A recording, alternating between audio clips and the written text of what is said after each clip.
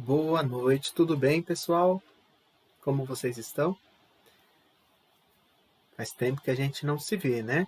Tio Gabi vai gravar essa aula para vocês. Quero dizer que eu tô com saudade de vocês, né? Afinal, já faz um mó tempão que a gente não se vê.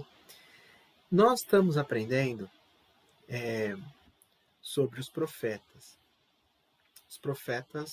no Antigo Testamento. Então, hoje eu vou dar a aula número 16, né, sobre os mensageiros de Deus no Antigo Testamento. Quantas lições importantes a gente já aprendeu sobre o Antigo Testamento, não é verdade?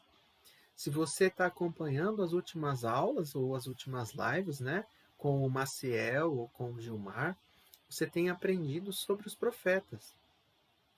E o que a gente pode continuar aprendendo sobre os profetas e mais especificamente sobre Malaquias, né, que é hoje quem a gente vai aprender. Malaquias foi o último profeta do Antigo Testamento. Então a gente sabe que a Deus se revelou no Antigo Testamento ao povo de Israel através dos profetas. Então, quais foram mesmo os profetas? Quem lembra aí? Ou melhor, quais são os profetas? Você se lembra? Então, nós temos lá Isaías, Jeremias, temos Ezequiel, Daniel. Esses são os profetas maiores. Não maiores porque eles são mais importantes, mas maiores porque os livros que eles escreveram são maiores do que os outros livros dos outros profetas. E quais seriam esses profetas menores? Vocês sabem? Ó, o tio vai falar, você anota aí, tá bom? Ó, nós temos Oséias, Joel, Amós, Obadias, Jonas, Miqueias, Naum, Abacuque, Sofonias, Ageu, Zacarias e Malaquias. Temos 12 profetas menores. Ah, vocês sabem que Deus, ele se revelou através dos profetas, né, através da mensagem que ele mandava os profetas dizerem, né? Malaquias, ele vem num período um pouco diferente de Isaías ou de Jeremias. Malaquias, ele vem depois do exílio. Vocês sabem que os profetas, eles exortavam, exortavam o povo a obedecer a Deus, né? Tá aí uma fotinho aí de Malaquias. Óbvio que não é ele, não é uma foto dele, mas representando Malaquias, tá bom? Ah, então, Malaquias foi o último profeta do Antigo Testamento. Ah, os profetas, eles exortavam o povo para que o povo obedecesse aquilo que Deus tinha para dizer. Só que o povo muitas vezes não obedecia. O povo ouvia a mensagem do profeta, ouvia o que Deus tinha a dizer através do profeta, mas não obedecia. E por conta disso, por conta dessa desobediência, o povo foi levado para o cativeiro. Então já pensou você que triste que é você ser levado para um outro país distante do seu, você ter que deixar de falar o idioma que você falava, você ter que deixar de ter os costumes que você tinha, porque você está em um outro país, de uma outra cultura? Pois é, foi isso que aconteceu com a nação de Israel. Eles foram levados cativos para um país distante, com costumes diferentes, com tudo diferente.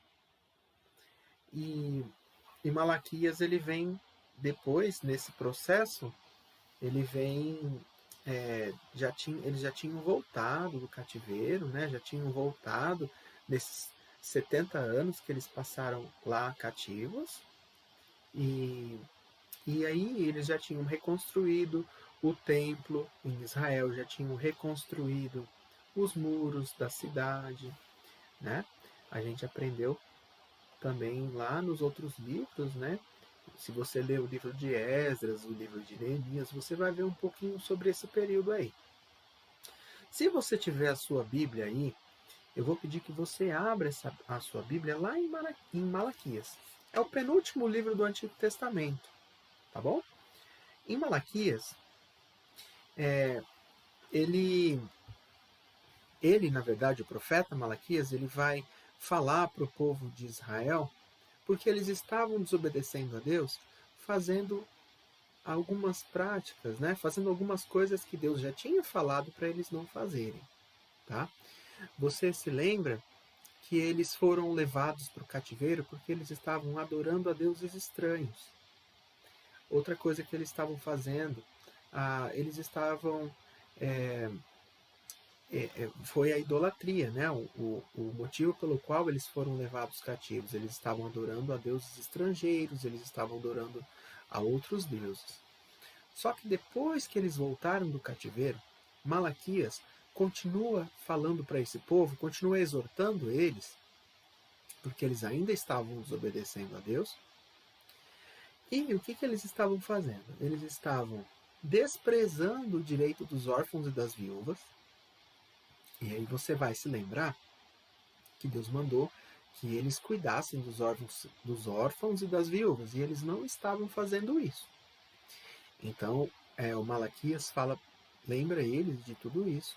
Eles não estavam cuidando do direito dos órfãos e das viúvas, eles não estavam se casando com pessoas daquele país, lá de Israel. Eles não poderiam se casar com estrangeiros. Deus já tinha falado que eles não poderiam se casar com estrangeiros e eles estavam desobedecendo a Deus. Sabe o que mais que eles estavam fazendo? Eles estavam oferecendo sacrifício de qualquer jeito. E você vai se lembrar também que naquela época eles ofereciam sacrifícios. Eles ofereciam animais, né, em sacrifício, o cordeiro da Páscoa, eles tinham que celebrar a Páscoa, lembra disso? Eles tinham que oferecer um animal em sacrifício pelo perdão dos pecados. Lembra também? Então, aí o que eles estavam fazendo? Eles estavam oferecendo qualquer animal. E aí Deus fala para eles, olha, o que vocês estão fazendo eu não vou aceitar. Vocês estão oferecendo qualquer sacrifício, vocês estão fazendo de qualquer jeito. Eu não posso aceitar esse sacrifício. Se vocês fossem oferecer um sacrifício para as autoridades aí do país de vocês, se vocês fossem oferecer um sacrifício para um governante, vocês iam oferecer um sacrifício assim? Então por que para mim vocês oferecem qualquer coisa? Né? Então Deus manda o profeta Malaquias dizer isso para o povo. Então ele vai exortar o povo sobre o sacrifício. Eles estavam achando que estavam fazendo muito para Deus. Eles estavam questionando a Deus, dizendo assim, olha Deus, o Senhor não nos ama. O Senhor não nos ama. Em que o Senhor tem nos amado? E aí Deus vai dizer, vocês dizem que eu não amo vocês, mas eu amo vocês. Então, o livro de Malaquias, você vai ver que são várias questões, né? Várias perguntas que ele faz. Em que vos tenho amado?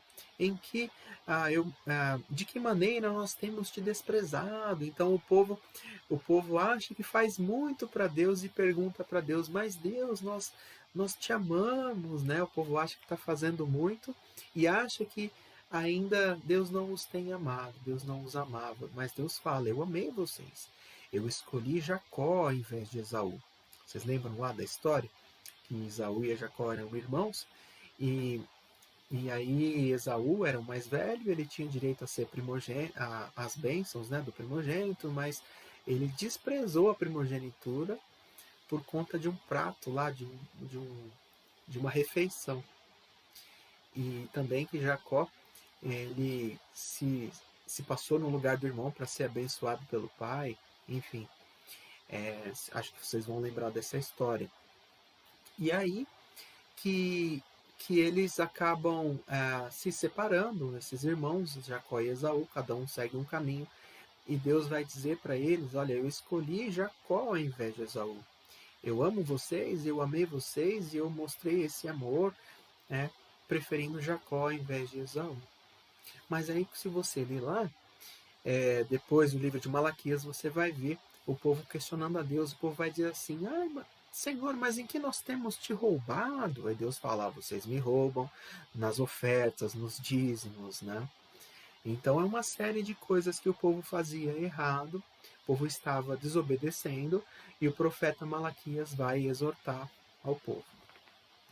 E um detalhe, viu, gente? O tio vai pedir que vocês leiam o livro de Malaquias e depois vão falar lá para o papai e para a mamãe, tá bom? O que vocês aprenderam em Malaquias. Legal? Combinado? Ó, então aí tá a fotinho aí. O povo foi rebelde, desobedeceu a Deus. O povo estava desobedecendo a Deus. E quando nós somos desobedientes a Deus, quando nós não obedecemos, o que acontece? Nós vamos sofrer as consequências dessa desobediência. Então, o povo acabou, né, antes sendo levado cativo e ficou lá por 70 anos. Olha aí o que aconteceu. Que triste que foi isso, né? Então, o povo que não obedecia a Deus, um povo rebelde. E aí, como a gente já viu, a gente já aprendeu, os profetas exortavam o povo. O que é exortar? Exortar é chamar a atenção, corrigir, mostrar para as pessoas, mostrar para eles o que eles tinham errado e dizer quais seriam as consequências do erro deles, se eles continuassem desobedecendo a Deus. Né? E eles não ouviram a exortação dos profetas. Então, eles tiveram lá Elias, Eliseu, Isaías, Jeremias e muitos outros profetas. E eles, não ouviram o que os profetas estavam dizendo. Por consequência disso, eles foram levados para o cativeiro. Muitas vezes, crianças, nós agimos igual a eles. Nós desobedecemos a Deus. Nós desobedecemos o papai e a mamãe quando o papai e a mamãe falam assim: filhinho, não minta para mim. Ou então, não minta para o seu irmão. Ou não minta para Deus. Se você mentir, você está pecando e você vai ter a consequência do seu pecado. Você pode pensar que a mentira você conseguiu esconder ou enganar o seu papai ou sua mamãe, mas de Deus você não consegue enganar. Você não consegue enganar a Deus, né? Então, nós sabemos ou devemos saber que a mentira ela tem consequências. Tem consequências que podem ser muito graves até. E nós sabemos que a mentira, primeiramente, ela é um pecado contra Deus. Quando você mente para o seu papai ou para a sua mamãe, quando você tenta enganar o papai ou a mamãe, né? Se o papai fala assim, comeu tudo, filho? Aí você fala, aham, comi. Só que aí você jogou a comida fora. Ou então, quando você tira uma nota melhor porque você colou do seu colega aí do seu amiguinho na escola, e aí o papai pergunta, e aí, filho, foi bem na prova? Você foi? Foi bem. Fui bem. Colou do amiguinho. Mentiu para o papai. Na verdade, você está mentindo para Deus.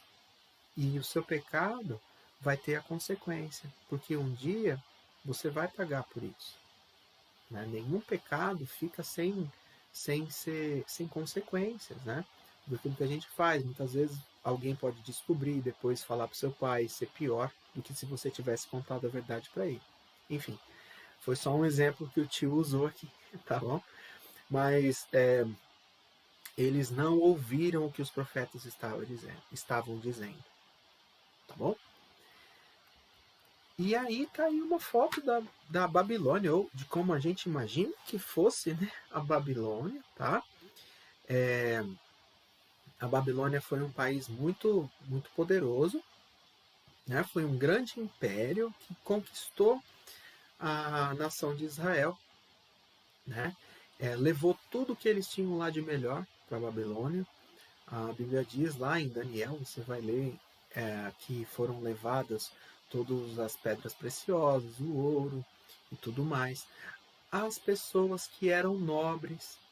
Daniel foi levado para lá. Se você ler a história de Daniel, você vai ver que ele foi levado para a Babilônia, bem menino, bem garotinho. Devia ter por volta dos seus 14 anos, né? E ele foi levado para lá. Agora você pensa, por consequência dos pecados daquele país, por consequência dos pecados da nação de Israel, Daniel, um jovem fiel, temente a Deus, foi levado para lá e passou a vida toda lá. Mas ainda assim ele foi fiel a Deus. Ele foi obediente. Daniel decidiu não se contaminar com aquilo que os outros, com aquilo que o país poderia oferecer para ele. Ele permaneceu fiel a Deus, ele orava a Deus. E isso me lembra de um outro pecado que a gente também comete muitas vezes. Sabe qual que é o pecado? Da preguiça. Porque muitas vezes o papai e a mamãe falam assim, filhinho, você já orou? Aí você, ai, não, nossa, orar de novo, mas eu já orei ontem. Por que eu tenho que orar? Aí você não ora muitas vezes porque você tem preguiça. E eu também não oro muitas vezes porque eu tenho preguiça. E eu também não leio a Bíblia muitas vezes porque eu tenho preguiça. E você não lê porque você tem preguiça. Então a gente tem que pensar, a preguiça é um pecado. E se eu não estou orando, se eu não estou lendo a Bíblia porque eu estou com preguiça, então eu estou pecando. Então eu estou desobedecendo a Deus. Viu aí? Outro exemplo aí, outro pecado que a gente comete muitas vezes. Não é verdade? Quantas vezes a gente deixa de fazer as coisas por preguiça? O papai ou a mamãe falam assim, filhinho, você já escovou o dente? Ai, pai, não. Ou então quando a gente vai fazer o que o papai ou a mamãe mandou, a gente vai todo pisando assim, sabe? É, com raiva, né? E aí a gente está desobedecendo também, fazendo aquilo que o papai ou a mamãe mandou, mas do jeito errado. Deus não deseja que a gente desobedeça ao papai e à mamãe. O povo de Israel desobedecia a Deus. E a desobediência é deixar de fazer o que Deus mandou ou deixar de fazer do jeito certo. Muitas vezes a gente faz aquilo que o papai manda, mas a gente faz do jeito errado. A gente faz com raiva. Muitas vezes a gente tem que dividir o brinquedo com o nosso irmão e a gente não quer fazer isso. E aí, quando a gente faz com raiva, faz de qualquer jeito. A gente faz assim, tomara que quebre, né? Desejando o mal pro irmãozinho. E aí a gente está desobedecendo também o papai, né? Então a gente precisa entender que quando Deus dá uma ordem, a gente deve obedecê-la fazendo o que ele mandou, do jeito que ele mandou, né? Então a gente aprende também com a história de Israel que eles foram desobedientes, fazendo muitas vezes o que Deus não tinha mandado que eles fizessem.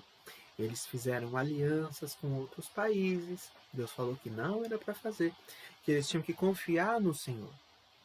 Eles tinham que confiar em Deus, que Deus os iria livrar dos inimigos nas batalhas. Mas eles confiavam nas alianças. E por conta dessa desobediência, por conta da idolatria, por conta de não confiar em Deus, eles foram levados lá para o cativeiro. Que triste isso, né? Muito triste mesmo.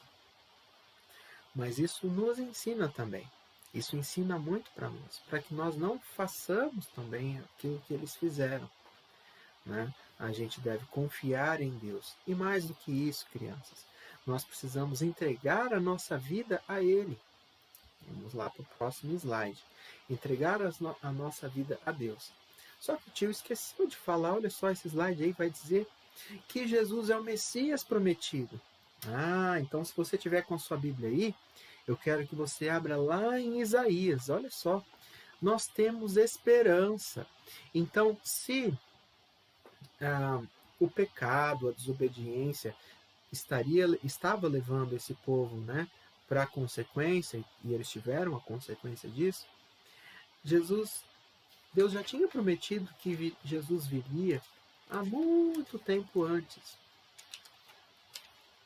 Abre lá em Isaías. Todo mundo sabe onde fica Isaías? Isaías é o primeiro livro, é o primeiro profeta maior. Todo mundo achou lá em Isaías?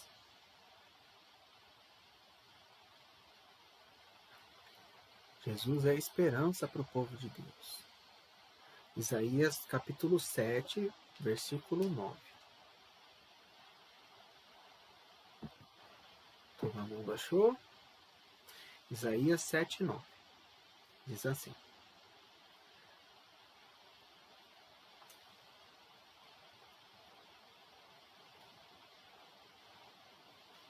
É Isaías 7,14, crianças. Desculpa. Ó, Isaías 7,14. O 9 é o outro que a gente vai ler, tá aí na tela de vocês, né?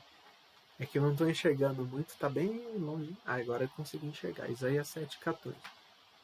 Por isso, o Senhor mesmo lhes dará um sinal. Vejam, a virgem ficará grávida, ela dará à luz um filho e o chamará Emanuel. Então Jesus já era o, a esperança prometida para a nação de Israel. E ele é a esperança prometida para nós. Porque nós que entregamos a nossa vida a Ele, nós que entregamos o controle das nossas vidas a Ele, nós temos salvação. Nenhum outro pode salvar. Nenhum outro tem poder para salvar. Nenhum outro é a nossa esperança. Nós temos que depositar a nossa esperança em Jesus. Só Ele pode salvar. O outro texto que nós vamos ler é Isaías 9,6. Você achou aí na sua Bíblia? Isaías 9,6 diz assim, ó, pois um menino nos nasceu, um filho nos foi dado. O governo estará sobre os seus ombros e ele será chamado de maravilhoso conselheiro, Deus poderoso, Pai eterno e príncipe da paz. Então Jesus já tinha sido prometido há muito tempo antes do nascimento dele. Isaías profetizou cerca de 600 anos antes do nascimento de Jesus. Então nós sabemos que nele nós temos a salvação, nele nós encontramos a verdadeira paz, só em Jesus. Se você ainda não entregou o controle da sua vida a Ele, a direção da sua vida a Ele, não deixe de ir dormir sem orar. Nós vamos orar no final. Você vai poder dizer isso para Ele. Ou então chama o seu papai ou a sua mamãe e fala assim, papai, mamãe, eu quero que você ore comigo. Eu quero entregar minha vida a Jesus. Porque só quando Ele vem fazer morada em nós é que Ele transforma o nosso coração. Então Jesus Cristo transforma os nossos corações, Ele vem fazer morada em nós e tudo muda em nossas vidas. Tudo muda. Nós temos que reconhecer que nós precisamos de Jesus. Quando nós reconhecemos que precisamos dele, nós nos arrependemos do nosso pecado, pedindo perdão pelos nossos pecados. E Jesus vem morar em nós, habitar em nós, ele transforma o nosso coração. Ele transforma as nossas vidas. Aí acontece mais ou menos o que aconteceu aí, tá vendo o desenho da borboleta? A borboleta vira um casulo, depois esse casulo vira... Não, perdão, a lagarta vira um casulo, tá vendo aí, ó? A segunda imagem. Aí o casulo vira uma borboleta. Ó, pra cá. Aí o casulo vira uma borboleta, tá vendo? Então da lagarta vira o casulo vira a borboleta. Só que com a gente, o que acontece? Jesus ele passa a fazer morada em nós. E a partir desse momento, Deus olha para nós e ele enxerga alguém diferente, alguém que foi mudado. E essa mudança, ela vai acontecendo em nós até o dia que Jesus vier nos buscar. Todo mundo crê, nós cremos que Jesus um dia virá nos buscar. Ele virá nos levar para junto dele, para que nós passemos o resto da eternidade toda na glória com o Pai.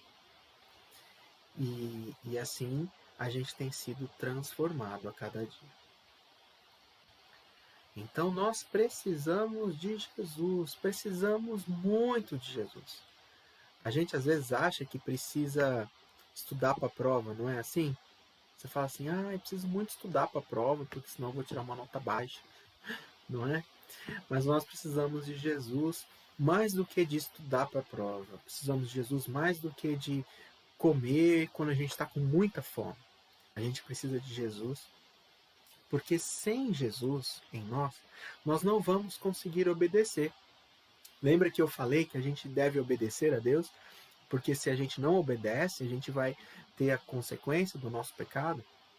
Se nós não tivermos Cristo Jesus habitando em nós, nós não vamos conseguir obedecer. Então nós precisamos de Jesus. Precisamos reconhecer isso, reconhecer que precisamos dele. Né?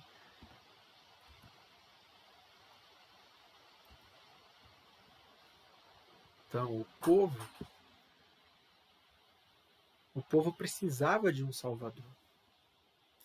E nós também precisamos de um Salvador. Para poder obedecer, nós precisamos de um novo coração. E Jesus nos dá esse novo coração quando ele vem fazer morada em nossas vidas. Então aí, ó, vamos fazer um acordo, hein? Ó, todo mundo vai ler o livro de Malaquias, você vai conseguir ler esse livro rapidinho. São 4 capítulos, e sendo que o 4º capítulo tem só 5 versículos. Então você vai conseguir ler rapidinho o livro de Malaquias. Você vai anotar tudo que você achar interessante desse livro. Lembra que eu falei que o povo questionava para Deus, mas Senhor, em que nós temos roubado? Você vai ver que o povo pergunta para Deus, né? Como se eles fizessem muito. E aí então questionando a Deus, né? Achando que eles podem fazer isso, achando que eles podem exigir alguma coisa de Deus. Quando você lê esse livro, você vai perceber que muitas coisas que nós fazemos, eles fizeram também, eles faziam também. Por isso que nós precisamos de Jesus. Precisamos entregar as nossas vidas para Jesus. Precisamos ter o nosso coração transformado por Ele. Ter as nossas vidas transformadas. E depois que você lê o livro, você vai falar para o papai e para a mamãe. Tá bom? Você vai contar tudo que você aprendeu lá em Malaquias e nos profetas. Tá bom? Combinado? O tio vai orar para a gente terminar a nossa aula aqui, tá bom? Pedir que Deus nos ajude e que Ele nos abençoe, para a gente conseguir colocar em prática o que a gente aprende, né? O que a gente aprendeu, tá bom? Vamos orar? Senhor nosso Deus e Pai, muito obrigado por este dia, por essa oportunidade preciosa de aprendermos mais da Tua Palavra. Aprendermos com o profeta Malaquias o que a Tua Palavra tem a nos ensinar sobre obediência, Senhor, sobre o modo como te servimos, o modo como fazemos as coisas. Te pedimos perdão pelos nossos pecados. E eu peço a Deus por cada criança que está assistindo esse vídeo, que virá assistir esse vídeo, que eles, ó Deus, se ainda não o fizeram, que entreguem as vidas a Ti, que o Teu Espírito Santo age em cada um desses corações, que eles possam chegar diante do papai e da mamãe e pedir, ó Deus, que eles os orientem, que eles os ajudem, Senhor. Confiamos, ó Deus, que o Senhor é quem salva e o Senhor é quem transforma as nossas vidas. E te agradecemos por isso, Senhor. Te agradecemos pela obra que o Senhor tem realizado em nós. Somos gratos em nome de Jesus. Amém. Deus abençoe vocês, crianças. Até a próxima, tá bom? Tchau.